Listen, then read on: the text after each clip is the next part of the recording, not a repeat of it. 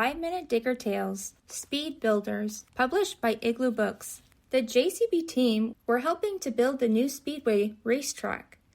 "This is going to be the biggest, quickest, and slickest racetrack ever," shouted Joey as he started to work. Joey whizzed around showing off his super speed.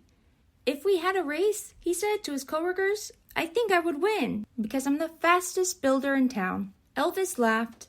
"Don't be silly, Joey," said Elvis as he lifted a heavy load of rubble. "I'm the most powerful builder, so I would win the race." Nearby, Marty Mixer was busy mixing cement. "Don't be silly, Elvis," he said.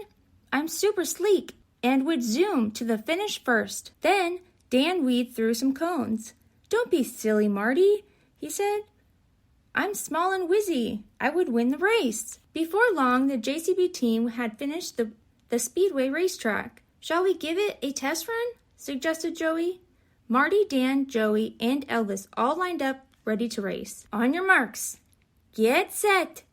"Wait for me!" shouted Max as he sped to the start line. "Can I join in?" The team looked at each other and smiled.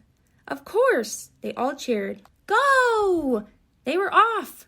Joey, then Marty, then Dan, then Elvis were all startled and left in a spin as Max flashed past in a blur and whizzed to the finish line first. "Good race, everyone," said Joey.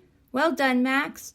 We might not be the fastest racer in town, but we are the fastest builders."